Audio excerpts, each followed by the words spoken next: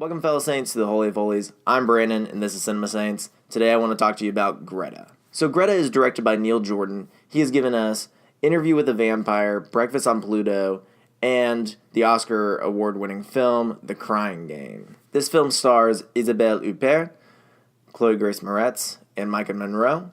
And it follows Chloe Grace Moretz's character, and she befriends this older woman, but played by Isabelle Huppert, and you start to realize that Isabelle's character is a little more menacing than you think, and she may have an agenda when it comes to their friendship. So going into this film, I was excited to see what Isabelle Huppert had to offer for another thriller, because I really enjoyed her in Elle a couple of years ago, but I was really worried about where this film would go.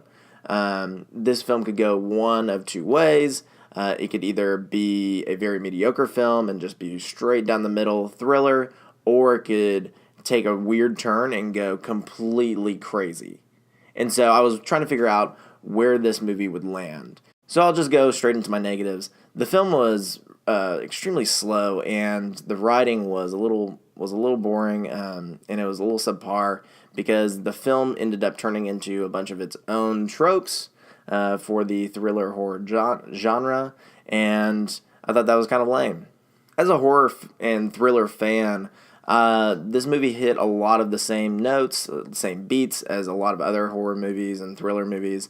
This film would have been so much better if we had Isabelle Huppert's character or Chloe Grace Moretz's character actually give more, go a little over the top. There's one scene in particular where Isabelle Huppert, she grabs his gun and she starts dancing with it, and the entire time I'm sitting here just thinking, this is what we should have been seeing for the past hour.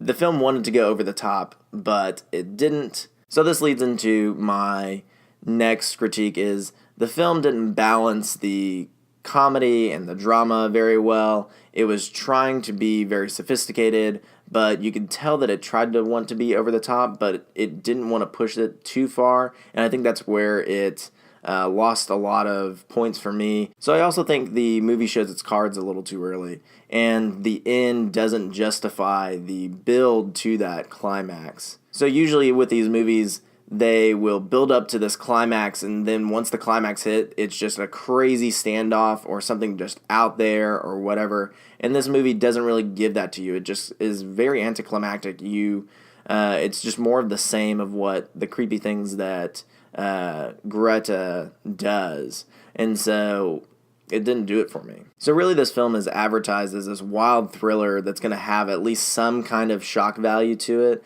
But in the end, it just really turns into being this PG-13 movie that has a couple of F words and a pretty bloody scene at one point. It's unfortunate, but the entire time I was watching this movie, I was thinking of how I could be watching Takashi Miike's audition.